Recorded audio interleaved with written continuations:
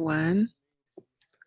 First of all, I would like to thank Dr. Josier Villar and the organizing committee of FIS for the opportunity they gave to Abramed, the Brazilian Association of Diagnostic Medicine, for us to have some space on this important event, gathering major leaders in the health industry in Brazil and also internationally. Our panel will talk about the diagnostic medicine of the future. And I will be here accompanied by two important leaders in our industry who work in different companies. Dr. Eliezer Silva, as introduced before, he's Director of Diagnostic and Outpatient Medicine at Hospital Albert Einstein, and also Carlos Eduardo Moreira, he is the Director of Quest Laboratories, which is an organization that he will talk to us a little bit about it. I'm going to first start with a question to Dr. Eliezer Silva. Eliezer, whenever we talk about the future, we should first talk a little bit about the past and present. What is the importance of diagnostic medicine to your hospital? What was it in the past? What does it represent today in hospital care? And I know that you also have significant work in the outpatient area. Dr. Eliezer, please. Thank you, Wilson. Carlos, it's a great pleasure to be here and share this panel with you. I would like to thank the organizers.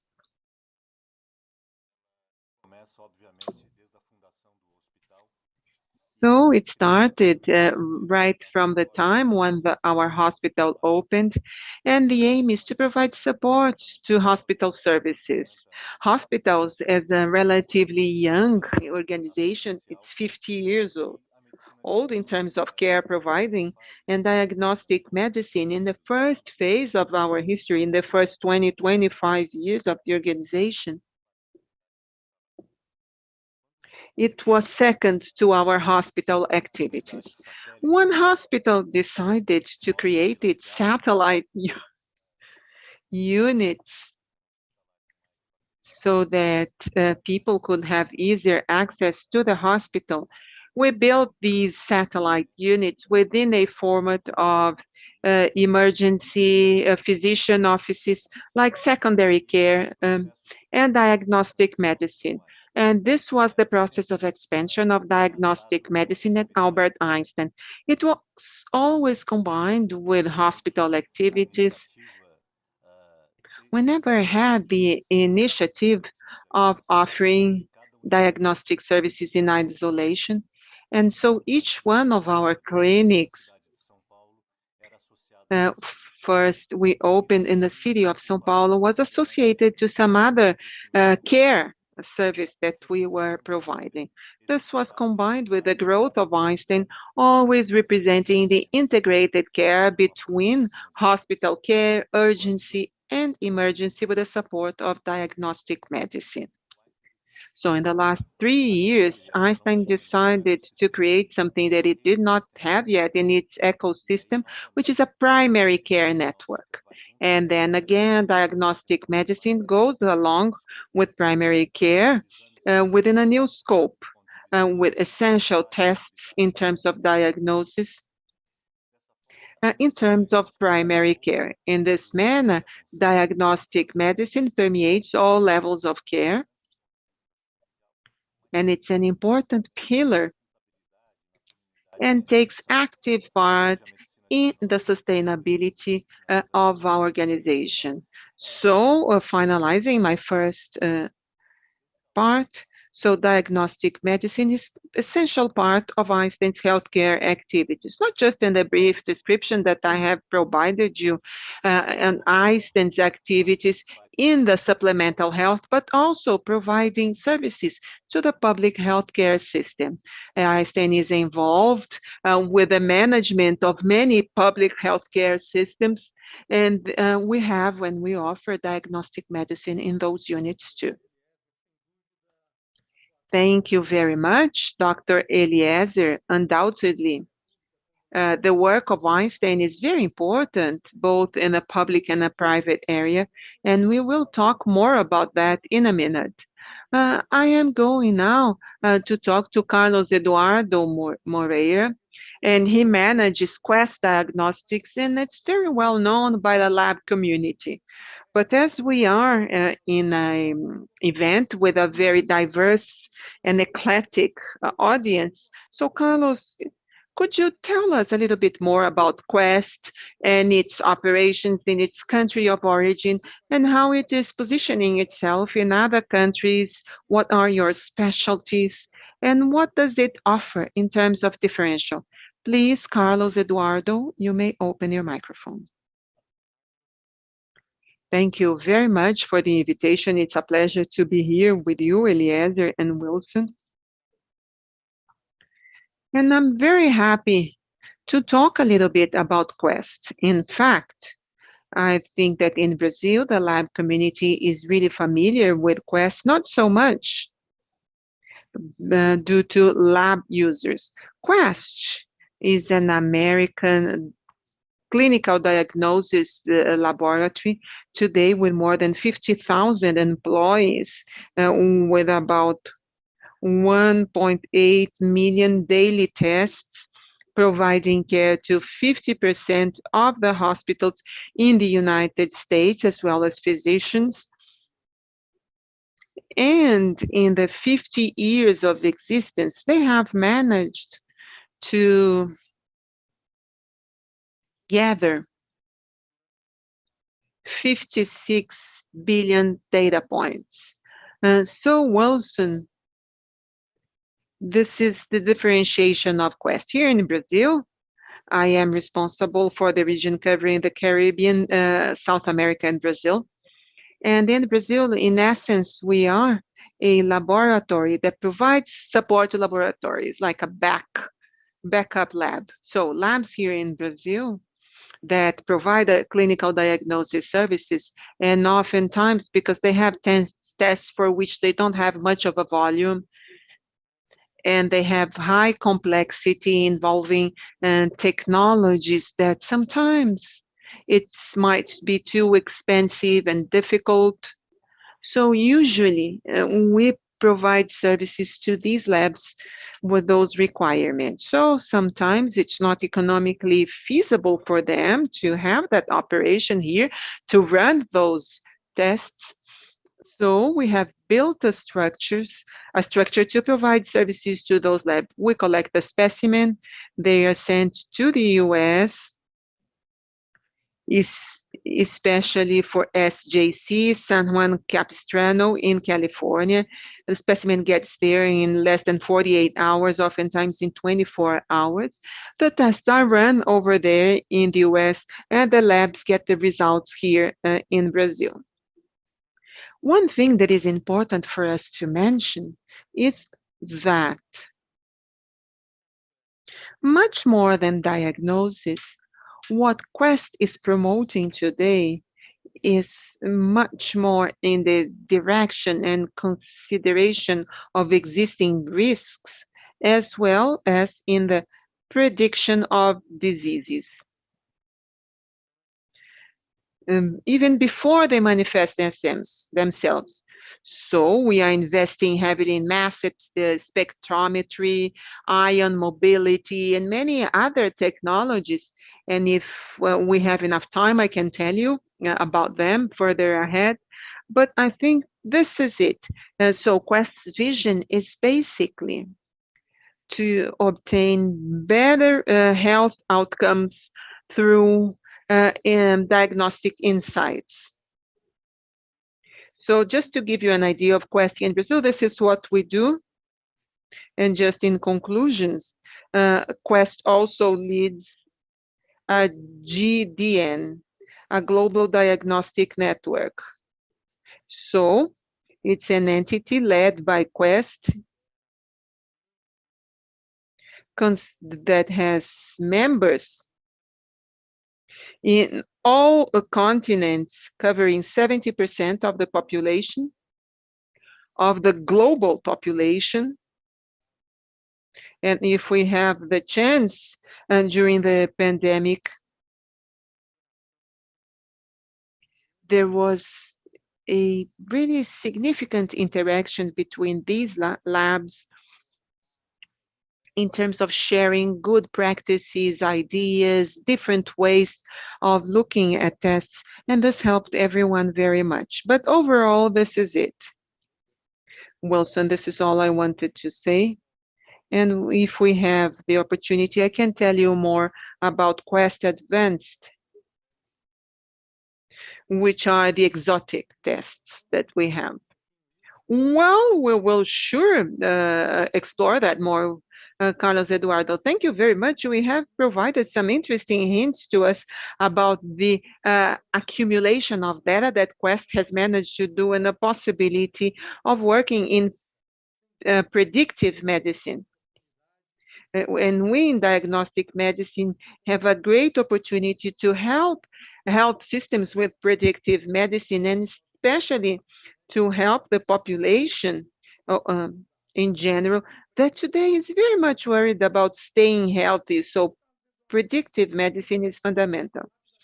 Carlos Eduardo, you briefly touched on COVID, and I am going to use this theme to ask my second question to Dr. Eliezer Silva from Einstein, because Einstein Hospital, if you all remember, was the first lab to diagnose COVID here in Brazil. And I would like to hear from Dr. Eliezer what that represented internally to Einstein. I remember that in the beginning, no one wanted to go to hospitals. The whole population was kind of afraid of being contaminated. But this experience inside Einstein, that is still very much on the backstage. I hope that you reveal us, Dr. Eliezer. Please, you may open your microphone. Well, sure, Wilson. I think that first of all, Einstein in January 2020 decided to create something very special. And then we had a monitoring weekly and then daily for the monitoring of COVID-19.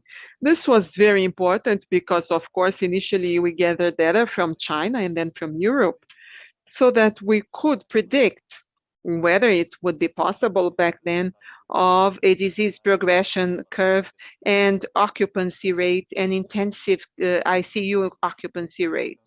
This was very much used both here at Morumbi and both in the private and public system for us to provision resources, including PPE, human resources, ventilators, technology. When we made the first diagnosis in the Carnival 2020 at the end of the month of February, that's when we started an experience that we thought was the main one. And in the first peak of the disease, we had 135 patients hospitalized in our private unit. We had a great experience, which was to create a field hospital in São Paulo, where in 12 days we implemented 200 beds for low complexity care. So the theme of our, in terms of diagnostic medicines, which is the theme of our conversation here, we had to develop very much our molecular biology department. It was well developed, scientifically speaking, but we needed to create additionally operational capacity that was really brutal, not just in terms of the tests collected in Einstein system, but since then until today, we've been supporting Butantan Institute to conduct RT-PCR tests. So overnight, literally, we needed to accommodate new processes, resources, and we needed to be very fast in order to respond to the pandemic. At the same time, another area of diagnostic medicine was fundamental, was imaging, because the processing of lung tests or lung images, it was very intensely demanded, providing support both to the ED and to the ICU. And in contrast, we had to have great support because of the growing number of patients with COVID-19. And then we interacted with other diagnostic medicine, and outpatients disappeared from our units. I remember a day here at Morumbi. Of course, we didn't have home office. We had to come to the hospital, and I went into a new, there was no one, it was empty, no employees, no patients. It really scared us. It looked very apocalyptic, something very, very severe. But with everything we learned, we prepared more than demand. What we imagined that was going to happen in 2020 ended up happening in 2021. As we had at one time 330 patients hospitalized, almost twice as much, and almost 100 patients in mechanical ventilation. We had teaching rooms, or classrooms rather, they were all transformed into care providing area, and we had to create a field hospital inside our hospital.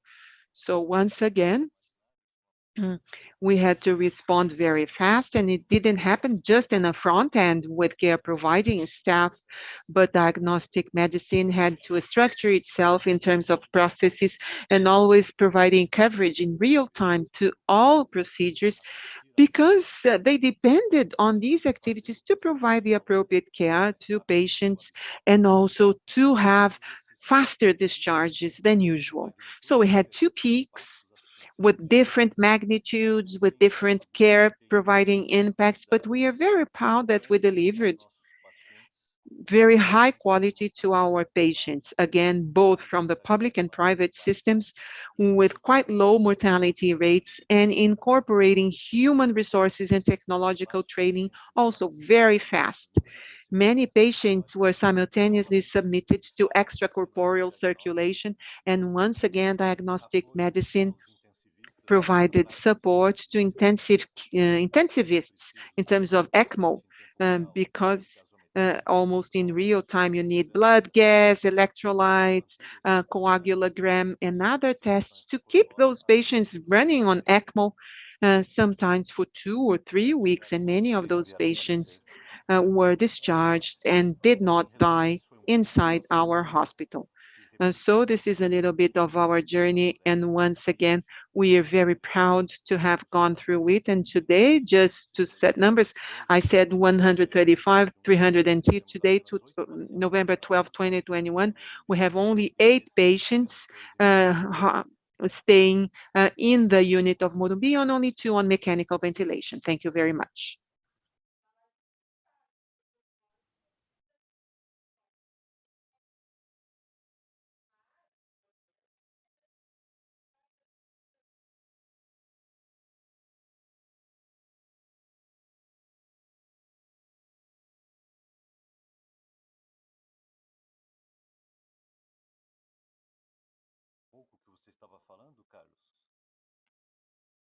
Carlos, what were you saying? Can you hear me, Carlos?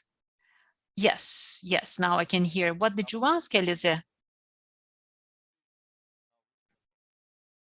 Oh, Wilson is back. Good.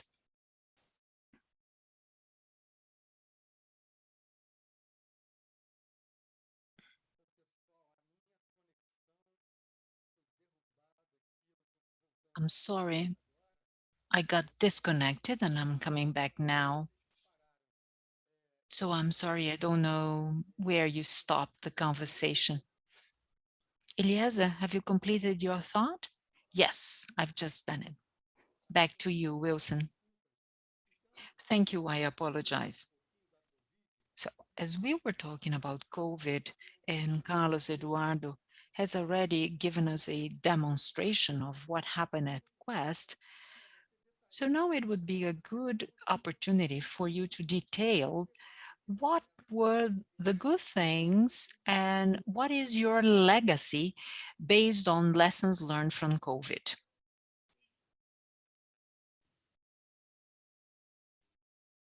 What Eliezer has just said is really interesting. And everything was quite similar, and we've seen that throughout the world and also in the US.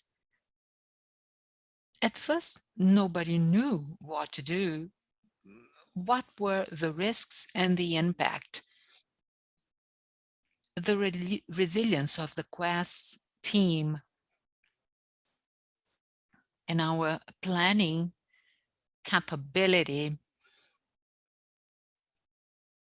once we were aware of the importance of testing, invested heavily, and overnight there were 25 centers all over the US to run tests. And Quest has been still testing. We can see peaks of infection happening all over. In the US, we perform 300,000 PCR tests per day in the US alone, and 350,000 of antigen tests per day. For many months, we have been achieving these levels. This was extremely important for us because Quest in the US provided a very important service to companies. So considering the risk of many employees, and Quest was quick also. We decided who would work from home and all the others who had to work. So there are over 6,000 points of contact in the US alone, and over 300,000 in the world. So I think that having this great capability of testing was important, and providing services to companies. So here in Brazil, multinational companies, also US based companies, which had been working with Quest in the US, extended their negotiation into the Brazilian branches.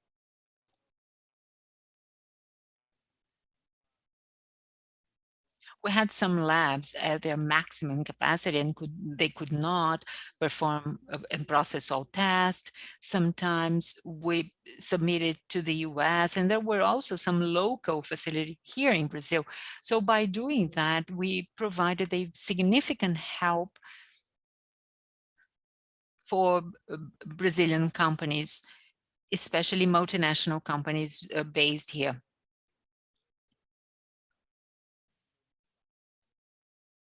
We had to get together and to work so focused, especially with all our peers throughout the world. So COVID has moved us to do that, and now we can see that we have had significant gains and also an important legacy. Let me give you an example. Best practice sharing, for example. This was really important. So what are you doing? Why don't you try something else? Why don't you adjust here? So exchanging experience was very important. In the first months of the pandemic, we had no PPE, no gloves, no facial masks. So as Quest has an operation in China, which is the world supplier, Quest managed to help partners in telling them where to buy, what were potential suppliers, etc. Because of that, there is a network of players where we discuss data points. So go back to information that is generated from diagnosis. Of course, anonymized data, fully protected.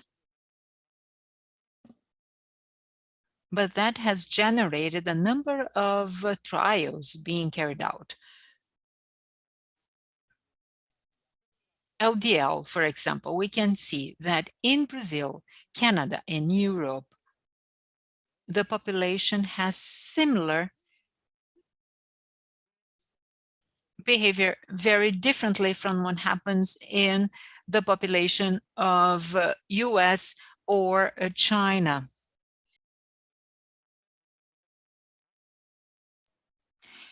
And of course, knowing these LDL levels and the characteristics of the population can really guide different initiatives and public health policies.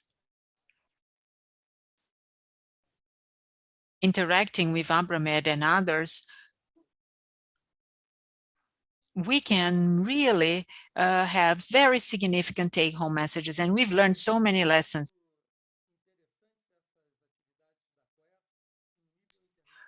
Well, Quest is a very interesting company, and I think that your international initiatives have served us as very interesting lessons. So probably we should create an alternative or an opportunity for you to tell us how it worked being applied and working in different countries in the world. Well, we still have got 10 minutes before we close our panel, but let me ask you two questions, and then I'll hand it over to Carlos. We cannot speak about the future without addressing digital transformation. We are also observing it in healthcare. But what about Albert Einstein? Do you have good IT structure? Do you have good exchange of information? Under your guidance, you have telemedicine. How is telemedicine interacting with diagnostic medicine, and what are your plans for the future?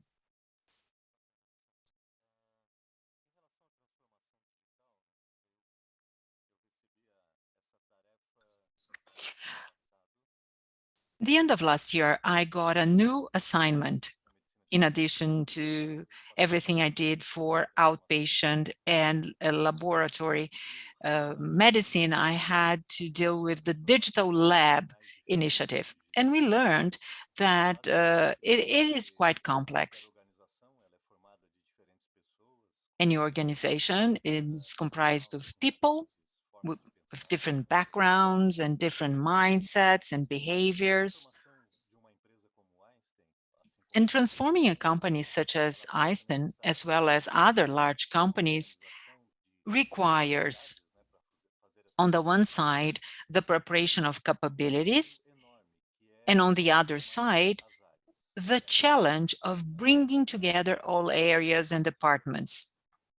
And I'm going to address telemedicine and diagnostic medicine shortly. One first thing was to bring together IT, big data, which are two separated areas, to the clinical areas, to the business areas per se. We soon realized that once we design the journey of a patient, starting from diagnostic medicine, there were many issues concerning the hospital structure, the flow of patients, that were really far from what the IT perceived as being important. So the experience did not match what the IT thought about it. So we created a committee, a multidisciplinary committee, creating really squads to hear from them.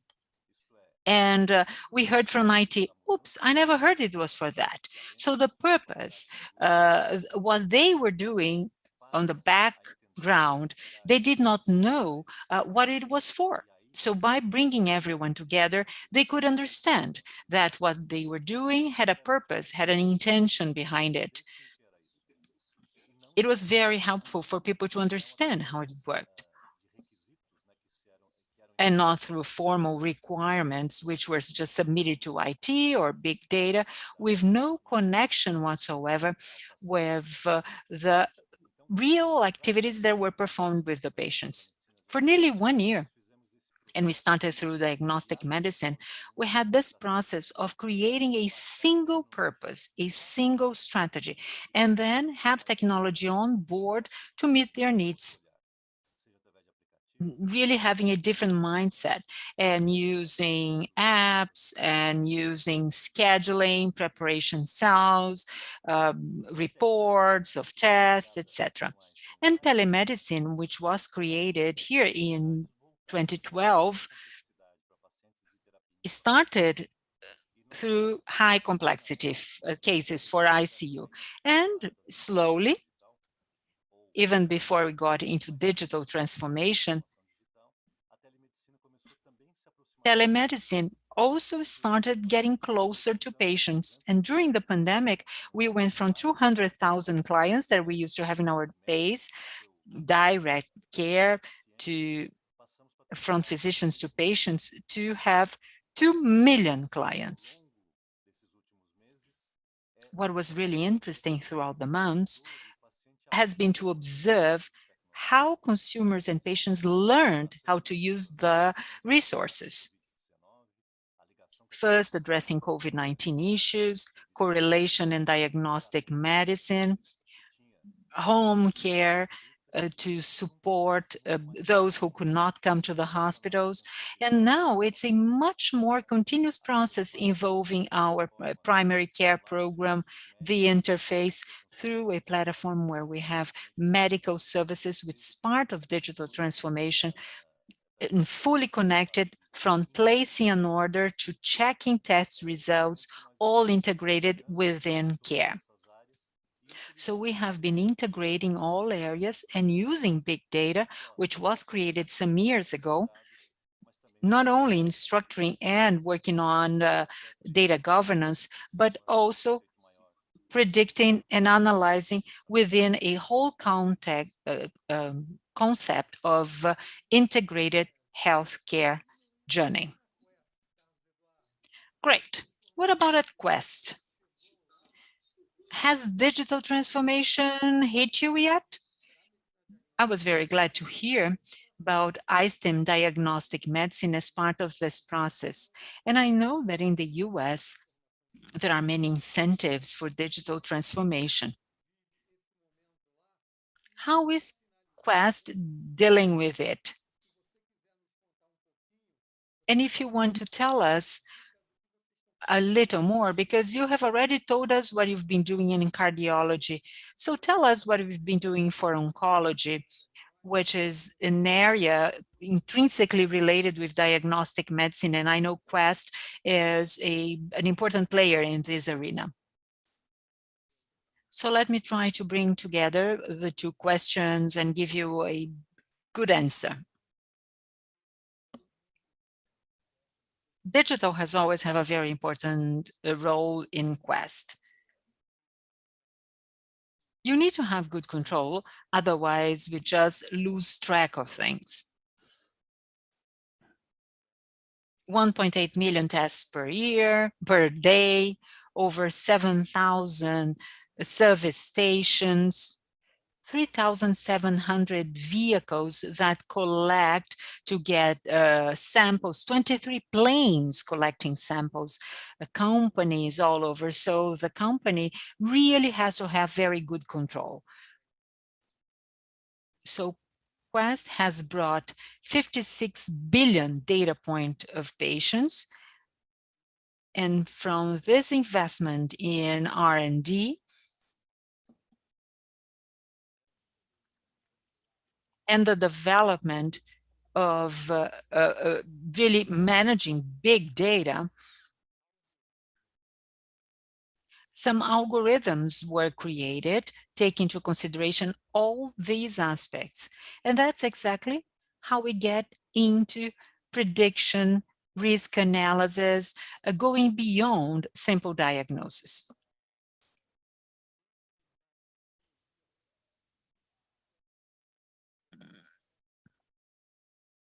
By the end of this year, we are going to launch a panel with 500 genes. It is next generation sequencing. And we also have algorithms to work with that, which are essential. Mass spectrometry, for example, is a very expensive technology, but at the same time, it's the kind of technology that provides precise data, high quality data, much better than comparing to antibodies or other kinds of techniques. And it helps us really predicting. So Quest has invested in ion mobility, which is a technology that really provides us the possibility of predicting. So let's say a patient tests cholesterol and it's below 100 milligrams per deciliter. Fine, I'm fine. No cardiological risk. But considering what Quest has been doing, we've seen in 200,000 patients that 50% of them who had low LDL cholesterol, 72% of them had cardiological events. So it's not low cholesterol, even when they were taking statins. When we see that and the importance of a technique like that, ion mobility, that's going to count and define the size of LDL molecules. The smaller the molecules, let's say it's 100 milligrams per DL, two different people. One has no cardiac risk whatsoever. The other one has cardiac risk. And that's when you go into prediction by counting and checking the size of molecules. Insulin resistance, another example. This is also by Quest. Quest developed this methodology. So beta cells, insulin secretion, fasting glucose, preprandial glucose, a number of aspects are analyzed. And based on them, we can see whether the patient will or will not have a process of insulin resistance. So these are complex techniques, but that will really determine if the person needs to be treated or not, what can be done preventively to avoid the diagnosis of diabetes.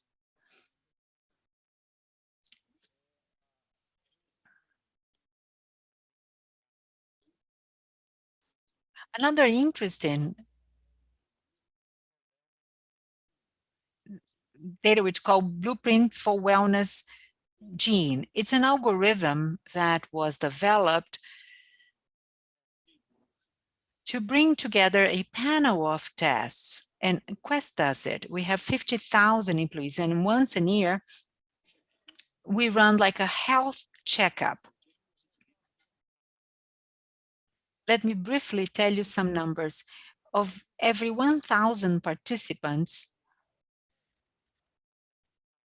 from the algorithm, we generate over 40 medical consultations to talk about LDL, thyroid, hormones, things that didn't used to exist. We know that people only go to the doctor if they have a problem. So in this case, it was preventive. 67 out of 1,000 were detected with colorectal cancer risk. 29 had diabetes. 15 had kidney chronic disease. 37 needed a medical consultation to discuss or to have a second opinion. 120 had pre-diabetes. So you see, within 1,000 people, so if you extrapolate that to the population, you can picture what it would mean. So this is the future. Insulin resistance and cardio IQ. They are available in Brazil next year. We are going to have one with a panel of 500 oncology genes. We are also going to have the study for dementia,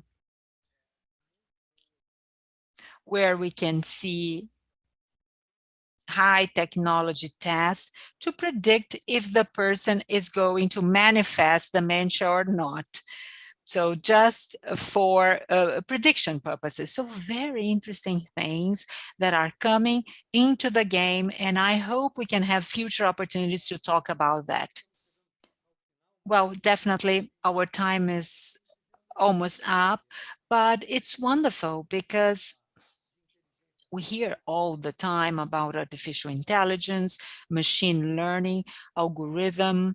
However, you've brought to us concrete data. How diagnostic medicine can provide improvements to healthcare system today, bringing efficiency and savings. Said that, let me just hear your closing remarks from Eliezer Silva and then Carlos Eduardo, so that you can also thank us. So I'd like to thank Josiah Villar and the team of FIS for the opportunity. Eliezer Silva, please, your closing remarks. Thank you, Wilson. It's been a pleasure to have been part of this panel and learned so much in addition to seeing my friends. Thank you. If I may use it as a segue, when we talk about the future, this is what comes to mind. Looking at all data, predictive capacity, understanding of social health determinants, etc., I think the main challenge of the health care system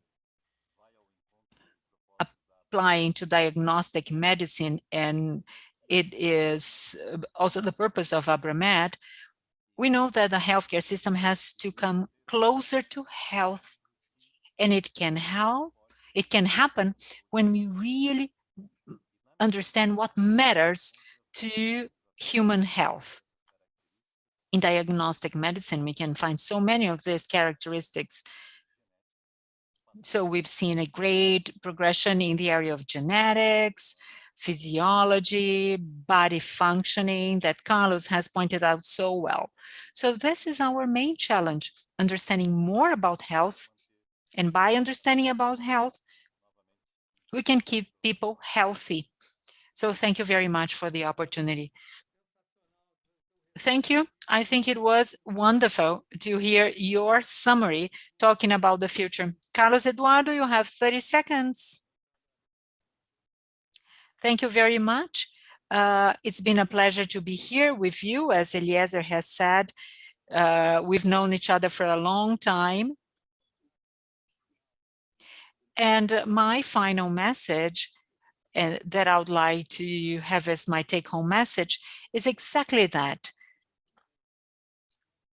Things that are really concrete, palpable, but with a different focus, a different way of considering and treating people so that we can have better results in patients' health through the diagnostic insights. We need research and development, we need brains, technology behind it all, but